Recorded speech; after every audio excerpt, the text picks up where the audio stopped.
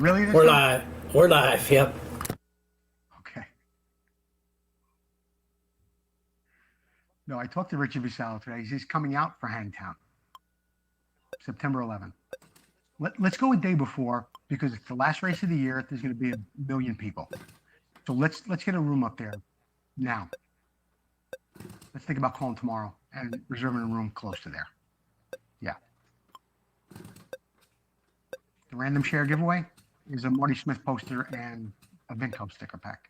One of the last Marty Smith posters I have. And yes, I did get the wheels from Tom McAllister for the You're on top of everything. Yeah, they came in, they're beautiful. Yeah. I'm getting in the groove now. That's why we get to have this little banter like this before the show. Because it's live. And I don't get a chance to say anything twice. There's no cut, do it again. Yeah. Have the dog on time tonight.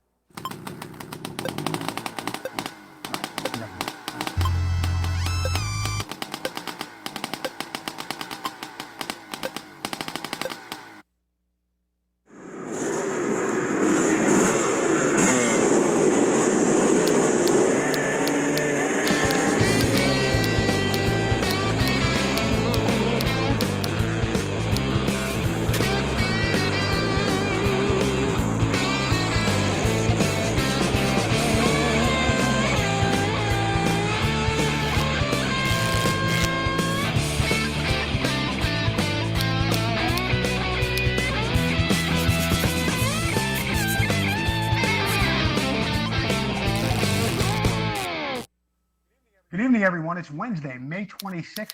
You're watching Vintage Motocross Q&A, and I'm your host, Joe Abadi. Thank you, Jordan, Chelsea, and Susie, for helping me put the show together. And thank you, the viewers at home who tune in every week to watch the show. Let's get down to the starting line, and I'll tell you more about what you're going to see tonight. The starting line is, of course, sponsored by Motion Pro. For all your quality tools, cables, and control, be sure to visit them online at motionpro.com. And the next time, try this segment tonight, a really great little paint tip you're really going to like. In the Moto Showcase, a Jones Ice Low, an original bike that was sent in by Pete Noneman. You're going to love it. I'm looking forward to showing it to you. And here's the problem segment. We've got the questions that you've sent in over the past week. One of them involves how to clean a chain. We'll be bringing that to you in just a minute. What's it worth? A 1972 Penton Barn Find. Recently sold on eBay. I'll be describing the bike to you. You tell me what you think the bike sold for. It's always a fun part of the show. Don't forget to keep sharing the show, whether you're on Facebook or you're on YouTube. And if you are on YouTube, don't forget to comment Motion Pro. Tonight's random share giveaway winner is going to receive a nice sticker pack like this, compliments of Vinco, and one of the last ones I have, a really great Marty Smith poster, just like this. In fact, this is the one. I've only got a couple of these left, so don't forget, share the show. Comment Motion Pro if you're on YouTube, and somebody's going to win a Marty Smith poster and a Vinco sticker pack, and we're going to announce who that is tomorrow on the page. Also, don't forget to subscribe to our YouTube channel. It's going really, really well.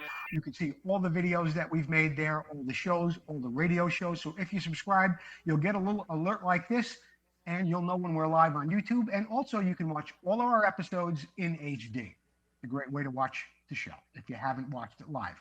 And if you are watching it live, you know how the experts, how the pros are watching the show? They're sitting back on their couch looking at their big screen HD TV while they comment on their phone. That's how they're doing it. You comment on your phone, you watch it on the big screen. It's a great way to watch the show. So try that. I don't want to forget our sponsors, Vinco, Motion Pro, Racer X, Preston Petty Products, Sunrise Vapor Blasting, Golan Products, Full Circle Racing, and of course, Northwest Mako CZ. Tonight's Next Time Try This segment is brought to you by Vinco. Keep the ride going. Tonight's little tip was sent in to us by Mark Warren, and I wanted to share it with you. I tried it myself, and you're going to see here in the video in just a second exactly how it works. Mark's tip was, how do I get the paint down into the fins or on the base of my cylinder or head when the fins are really tight together like this? And he's right. Sometimes when you look, when the cylinder is on the bike, if it's not a good paint job and you look down in there, you'll see where there hasn't been paint or prime applied to the bottom of that head. On a Honda head like this, it's a little easier to see, so you don't have any problem looking down there and seeing where your paint or prime is. Now, what Mark has suggested is taking a cap off of a breaker parts cleaner like this, not an oil, not a WD-40, but something like this. You take the cap off and you've got your straw on there. He then takes his regular spray paint, he removes that cap and puts this cap on there so that your paint comes out in a much thinner pattern, okay? It's not so wide like it comes out in a spray can, and it comes out like that. Now, I was a little skeptical about this, but I did try, and you could see right here in the video that it did work pretty well. It does come out nice and fine. The only thing you have to remember is when you're doing it, you got to spray quickly. You'll see it in the video. Spray quickly and move quickly because it comes out a little bit faster and a lot finer than it does with your regular spray nozzle on there. I want to thank Mark Warren for sending in that little tip to us today at Vintage Motocross Q&A, and I want to thank Vinco for being a sponsor of this segment. Vinco, keep the ride going. Vinco's got a great little special going on this week. OSA grips. They fit the Dick Man replica as well as the 6-day replica, just $22.95. That's for the 70 through 73 bikes. And it's a great little grip. It's beautiful. It's a really perfect replica. It's got the little OSA logo on there. So get over to vinco.com and check out those OSA grips. In the Moto Showcase tonight, which is sponsored by Preston Petty Products, we've got a very unusual bike that was sent in to us by Pete Noneman. It's a 1976 MX. Here's a great picture of it right here. Also called a Jones Islo, and I'm going to read to you what Pete wrote to me, and we'll talk a little bit more about this bike. It says, this bike was a pretty original Jones MX when I picked it up a few months ago. I bought it from someone in Southern California, but it originally came from Canada. No idea if the shop decal on the tank is who the original seller was. I did even call the number. Someone actually picked up, but there were no current employees there. So anyway, he doesn't really know that much about the dealer, but oddly enough, someone was still there. Luckily, these originally came with Preston Petty fenders on them, so Pete went out and bought himself a set of Preston Petty fenders. He said they went on without an issue, and he wants to thank Pole Standard personally. He didn't get a piston with the bike, but he did find a spare, a really good condition used one. He had it vapor blasted, he had the cylinder blasted as well, and he put it all back together, and it worked out perfectly. The bike does run. He did swap the shocks on the bike. It had Mulhollans on it, and he put a set of Fox Airs on it, which are a period correct modification at that time. He did put some aftermarket decals on it, and other than that, the bike is as original as the day it was purchased. And if you're not really familiar with the Jones Islo or the MX, it was an effort by Gary Jones, who was a 4-time national champion. And at Daytona one year, he got hurt, and his Can-Am had paid out his contract. With that money, he and his dad, Don Jones, went out and started a motorcycle company. And till this day, Jones remains the only AMA champion that has ever gone on to spend his money making a motorcycle instead of on fancy cars and boats and houses. Anyway, it was no easy task, and the time was 1975. Cooper Motors was going out of business, and the Jones family bought the Mexican-based company from Frank Cooper at that time. They made some prototype bikes. They were called Jones Islo, but later on, they were called MX for the American Mexican name that were put together. It did not last very long, as the country of Mexico wanted them to use 75% of the materials that were made in Mexico. The quality was not there. I could say the word Carabella at this time. And eventually it did fold. Now, when we talk about that $70,000, it was a whole lot more money than that. And one of these days, I hope to have Gary Jones on my radio show, Vintage Motocross Radio, and we'll be able to talk more about the Jones Islo MX. But for right now, I want to thank Pete Noneman for sending in this bike. And Peter, if you send me your address, I'll get you a nice gift, compliments of Preston Petty Products. By the way, Preston Petty Products, we got a great special going on this week. 2 fenders, just $95.50. They come in yellow, blue, red. I think he's got some orange ones there as well. Don't forget to visit him online at PrestonPettyProducts.com. Always great specials and always great items there on their website. Thank you, Paul Standard, for what you do for us here at Vintage Motocross Q&A. And here's a problem segment tonight, which is sponsored by Motion Pro. Here's some of the questions that you sent in to us in this past week, and I'm going to do my best to answer them. Jordan, what do we have up first? IP Freely. Should the heavy grease used in packing new chains be removed before using them? Yes, chains do come packed in heavy grease because who knows how long they sit either on a pallet, on a boat, getting to America, wherever they may be. They do pack them in heavy grease, and sometimes it can even make it difficult for that chain to move even on the new pivot. So what I would recommend, especially on your 80cc or your little 100cc bikes, if you get a chain like that and it's got grease on it, you should clean it off before you even put it on your bike and lubricate it. Now, you've heard me talk about this before.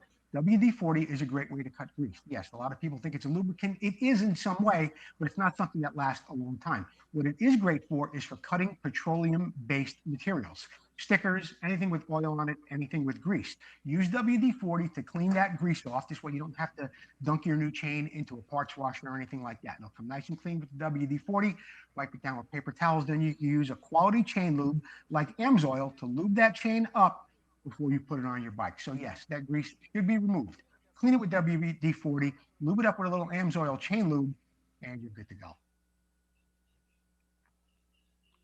Steve Warren, can you recommend a product to ensure there is a good seal between crank seals and the surface of the cases? This question perplexed me a little bit. I did do a little research on it, and there is a product that's made by Loctite that they recommend you use around bearings when you put them in the cases and also around seals. It's called Loctite 609. I was a little puzzled by this because in most cases, well, in all cases, bearings are pressed into a case. There'd be no need to put a Loctite 609 product on there to make sure there isn't any air escaping through there causing a leak. They're press fit in, and at that point, you'd probably need a little lubrication around that bearing to get it either on the crank or pressed into the case. You wouldn't really need a Loctite 609 to ensure the seal on there. On your rubber seal, yeah, maybe you can use something like this. It's usually an interference fit. It goes in with a little force. Even then, I would be surprised if you needed a Loctite 609 product on a rubber seal like that. I would double check the measurement on the seals and on your engine before I try to solve my problem with a product like this. I mean, it is possible. It is possible that your seal does fit ever so slightly smaller than it should, but it shouldn't fit smaller at all. It should be an interference fit on the seal, should be a press fit on the bearing. But thanks for the question, Mark. Chris Bowers, any suggestions on getting the correct green on a 1974 Honda CR125 out of a spray can? Close would be great. Doesn't need to be factory exact. There is a product, and everybody knows about it. It's Rust-Oleum, and they have a color called Light Hunter Green. Comes like that in a spray can. It is almost a dead ringer for the green on your CRs. The problem is it only comes in gloss. So what I would recommend is if you do try this method, you put the green on, and after that, you finish it with a matte finish, also made by Rust-Oleum, and you'll get a nice flat finish or a matte finish on there over your green. I want to give you one more tip while I'm thinking about it. If you do decide to go to this route and use it out of a spray can, the quality of the paint isn't that great, okay? And if you go to put numbers over that and you do have to remove that number and move it a little bit, you may have a problem pulling off that matte finish or pulling off the paint itself. So what I'm going to recommend is you spray a little Windex on there before you put your numbers on that plate.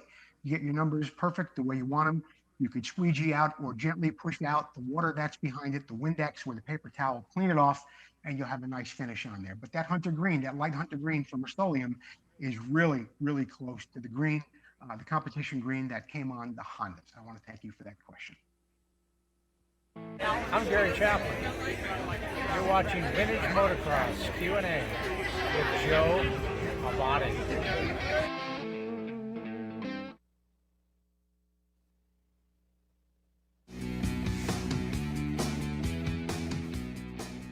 Hi, I'm Jeff with Motion Pro, introducing you to our latest digital tire pressure gauge today. Now, this has proven to be one of our staple products. It is trusted by race teams throughout the industry, as well as Dunlop tire techs. We'll first talk about the air gauge head, which has an auto on-off backlit display and large numbers, and so it's really easy to read, even in low lighting situations. It reads 0 to 60 PSI with high precision down to 0.1 PSI and accuracy of plus or minus 0.6 PSI. Attached to the head is our trapezoid manifold, which is billet aluminum in construction and gives a nice ergonomic feel in your hand. It also gives access to our high pressure bleeder, which was designed by Motion Pro. Now moving on, we have this long air hose which has dual swivels, and so you can get into tight areas and still get a good read at the gauge. And at the end, now included, is our Pro air gauge chuck. It engages positively onto valve cores for extremely accurate readings. So go ahead and pick one up for yourself today. It's available from dealers nationwide.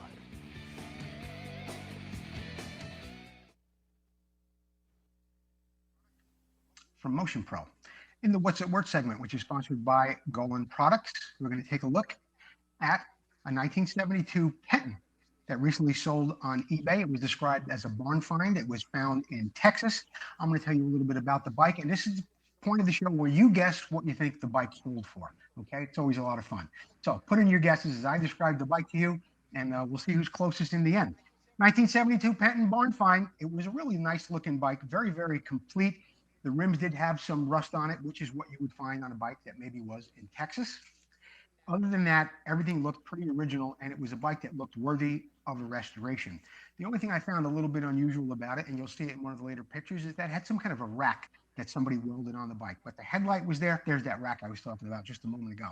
I believe the shocks are original. Look at the side panels. Hardly any wear on there. Hardly any paint missing off of the frame. Even the kickstand is in place. The bike was described as a running piece. So I would think that it was a great buy for the price, which you could keep guessing how much it was.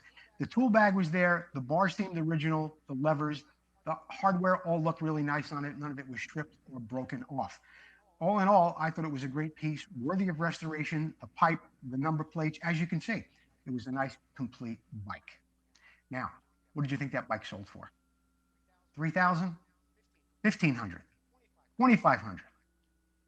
The bike actually sold for $2,150, and I thought that was a really great deal if someone was looking to restore a 72 Penton 125. I mean, all the fins on the cylinder, they're not bent, they're not broken. I thought it was a really, really great deal for whoever purchased it. $2,150. Who was closest? Good job. And that was, of course, brought to you by Golan Products. The Vintage Motocross Buyers and Sellers Price Guide page. This page has been up for over 6 years now. I started it way back then. There are over 16,000 members. And if you want to know what your bike is worth, go post it there with 8 to 10 pictures. You'll get some really, really friendly advice. The page is set up only to discuss the value of bikes. So you're not going to see anybody there looking to have parts identified. You're not going to see anything for sale and no wanted ads either. So it's just there to discuss the value of the bikes. And there's a lot of information on there, a lot of the albums from past auctions, as well as private sales, and all the results from the Mecum motorcycle auction last month can be found there for all the off-road bikes. So please join us at the Vintage Motocross Buyers and Sellers Price Guide page. As I mentioned, Golan Products had that great filter. You've heard me talk about it for a couple of weeks now. There's not much more I could say other than it's the best filter on the market and probably the last filter you're ever going to buy. Comes in some great colors, made of billet aluminum, blue, orange, and red. Also comes in a nice silver just like this. This filter can be cleaned indefinitely. It comes apart. It's got a little screen inside that cuts stuff down to just 10 microns. You can't even see it with your eye. This is the best filter you can get. It will flow up to 6 gallons a minute of gasoline. It's made for minis. It's made for adventure bikes. It's made for road bikes. And of course, your motocross bikes as well. Some of the factories are even putting it on their bikes right now. I think KTM is one of them that's testing it, and there are a couple of other ones that are going to be using it as well. Now, Golan is looking for distributors and people to represent their filter line. So go contact them at golanproducts@yahoo.com, and this would be a real nice little item to put in your quiver, okay? You can take it out there to all your dealers, have it on your website, and you can be a distributor. And they're looking for people in the Northeast, also Mexico, Canada. They've got people throughout Europe. But Golan Products, a great filter, and I want to thank them for all they help us out with here on the show. Thank you, William Golan. Have you ever heard of the really neat little bike we're going to be telling you about in a minute? This segment is, of course, brought to you by Sunrise Vapor Blasting. Have you ever heard of a Curtis Honda? Really, really interesting bike. Came out at a time where some manufacturers were just making frames. People like Nobby Shop International. C&J had been involved in it a little bit before that. But the history of this bike is kind of interesting. And back in '72, Brian Curtis started Curtis Bikes at the age of 31. He had mastered the art of brazing since the age of 17, and he had been a brazier there at Curtis Bikes the entire time. He really got all of his skills honed when he worked for the Rickman brothers, quite a big motocross brand at the day. And you know about the fit and finish of a Rickman motorcycle. They're like second to none. And Brian Curtis was the guy who was welding up all those frames until he decided to go out on his own and start making frames for Hondas. They used all Honda running gear, but the frame and swing arm was made by Curtis. He got really well known in the business to the point of where Yamaha came to him and asked him to build 200 frames for their 500cc bikes. And that was a really big deal for Curtis at the time because he was the only guy working in the factory and everything they did was made by hand. A little bit later on, a guy by the name of Gary Woodhouse came in and convinced Brian to start building VMX frames. They were also very, very successful. So Brian stopped building the motorbike frames, went into the bicycle motocross end of it, and the rest was history, as they say. This bike happened to belong to a guy that I knew from Facebook, and he's from Norway. And he just had a beautiful job done on both that red bike and that black bike. If you go on Google, you can find out more about Curtis motorcycles. So next time somebody asks you, have you ever heard of a Curtis? You tell them, yeah, I saw it on Vintage Motocross Q&A with Joe Abate. Sunrise vapor blasting, the best way to clean your aluminum parts, whether it's for a car, a motorcycle, or a boat. Contact Mark Fariester up in Modesto, California. He'll put it in a tank just like that. And what he does in that tank is just bring the shine and the beauty back to your aluminum parts like nothing else. Nothing really tops vapor blasting. Also, on the outside of your carburetor or on the inside, if you have some brass fittings or passageways, you don't have to worry about anything being damaged. They'll come out perfect, just like this. So contact Mark Fariester on Facebook at Sunrise Vapor Blasting. And don't forget, it's not just for motorcycles, it's for cars, boats, anything you want to brought back to a beautiful original finish like that without changing the profile of the metal. In the expansion chamber tonight, which is brought to you by Full Circle Racing, we're going to be taking a look at another Kawasaki special video that was sent in to us by Matt Erdos.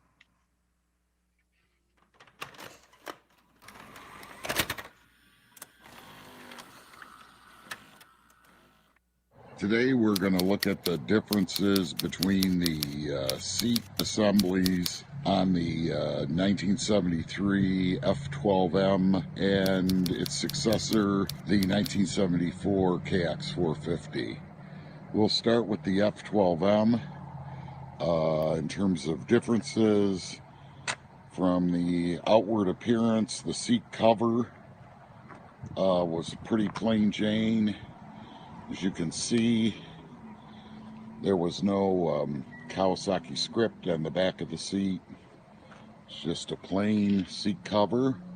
And then the main difference comes in, get this off, the F12M had an aluminum alloy seat pan to make it quite a bit lighter than the production model. And the whole seat assembly, pan, foam, and cover weighed about just under 4.5 pounds. Now let's take a look at the 1974 KX450 seat assembly. As you can see, it is different than the F12M. Has the Kawasaki script on the back of the seat. And then take this off. You can see that it has the stamped steel seat pan, which this appeared on the production models. And so there's one of the big differences between the seats on the F12M and the KX450. And this seat weighed a little over 7 pounds. So from the F12M being about 4.5, under 4.5, to this one being 7 pounds. And this is an original seat and pan. It's really never just been cleaned up. That's what the KX450 seat pan and assembly look like and differ from the F12M. Thank you, Matt Erdos, for sending in another great video. We'll be hearing more from Matt on some future episodes. Matt, if you send me your address, which I think I have at this point, I'll be sending you a nice little gift compliments of Vintage Motocross Q&A. Full Circle Racing still running a great special on those powder-coated hubs. They'll clean them, disassemble them, blast them, mask them, and powder coat them for just $50 a hub. $10 more if you want the brake plate done, and that's in a matte or a gloss finish. If you want a custom color, it's a $20 one-time fee. I just got another set of wheels back from Tom McAllister, this time for Montesa. I had about 4 sets done from him so far, and I'm really, really happy with every set he has done. I want to thank Full Circle Racing and Tom McAllister for what they do for us here at Vintage Motocross Q&A.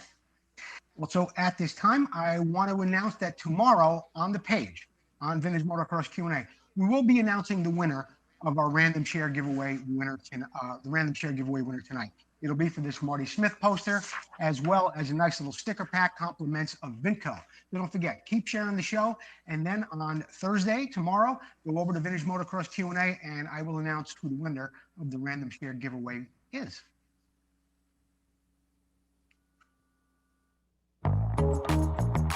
Classic and vintage dirt bikes are more than a hobby. It's not just about the ride. It's about the work that goes in. The work that keeps you connected to the ride. It's about bringing the bike back to life and doing it with your own hands. It's about the adrenaline and adventure. And when it comes to putting all the pieces together, only Vinco knows the bikes and parts the way you do. Vinco, keep the ride going.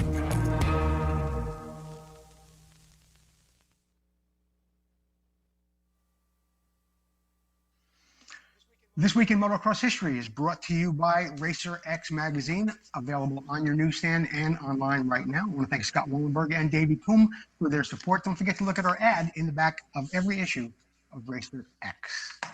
1974. Heikki Mikkola goes for 3 in a row. Finnish Husqvarna rider Heikki Mikkola wins his 3rd race in a row to start the 1974 500cc Grand Prix season, but this time it was in Italy. Mikkola does lose his first moto to the defending 3-time world champion Roger DeCoster from Team Suzuki. DeCoster had gotten off to a little bit of a rough start that season, allowing Mikkola to build a massive lead in just 3 Grand Prix. Behind him was U.S. rider Brad Lackey, also on a Husqvarna, and a close friend of Roger DeCoster's. He had his best finish yet at that time with the 3rd place finish that day in Italy. In 1980, Chuck Dunn goes for number 1. It was the AMA 500cc National at High Point Raceway in Mount Morris, Pennsylvania. And Team Honda's Chuck Sun got his first AMA win. Sun, who hailed from Oregon, would go on to become the 1980 AMA 500cc National Champion. Kawasaki's Goat Brecker took a 2nd place that day, and Danny Schwartz took a solid 3rd on a Mako. The Beast from the East, Damon Bradshaw, goes with a perfect 1-1 at High Point. Also, in 1992, but also at High Point Raceway. He did secure the victory in the 3rd round of that race, and France's Jean-Michel Bayle finished 2nd overall that day behind his teammate, Jeff Stanton. But that day, Damon Bradshaw went 1-1 in 1992. I've got some announcements for you tonight. Jordan, who do we have up first?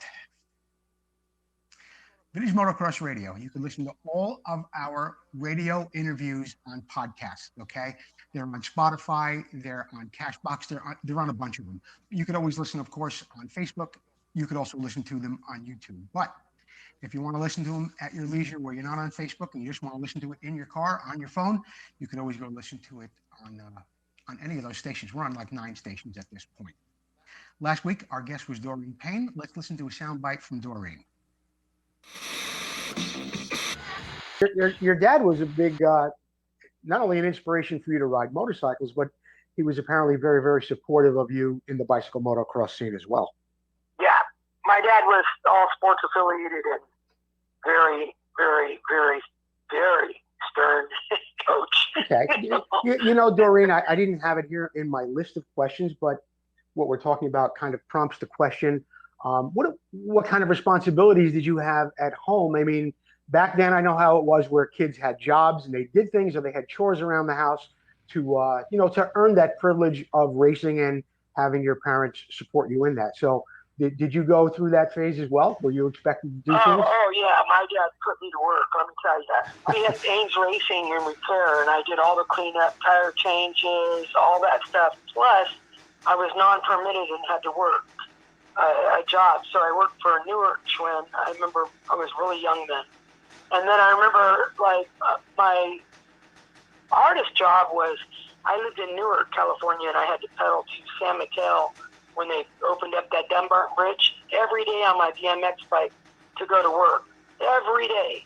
I was working 40 hours a week and doing adult school to help pay for my racing. And I was fully sponsored then, but Daddy did all the checks. Right. It was a really great interview with Doreen Payne. This week, we will not have a show because it's Memorial Day weekend. But check back at Vintage Motocross Radio in the coming weeks. Not this week, as I said, maybe the following, certainly the one after that. We're going to have Gene Woods and Lane Levitt. So check back on the page and you'll find out when those interviews will be scheduled. Keep those questions and motorcycles coming in, guys. We had a great bike tonight from Pete Noneman, that Jones Islo. I love talking about bikes like that. I love when people send in stuff like that. But you know what? It doesn't have to be a Jones Islo. It doesn't have to be something so unusual. You send in a bike, 8 to 10 pictures, something that's special to you, and I'd be glad to feature it here on the show in the Moto Showcase. Also, your questions are a big part of the show and one of my favorite parts of the show. So don't forget to keep inboxing me or send me an instant message with some of your questions, and I'll be glad to feature them here on the show.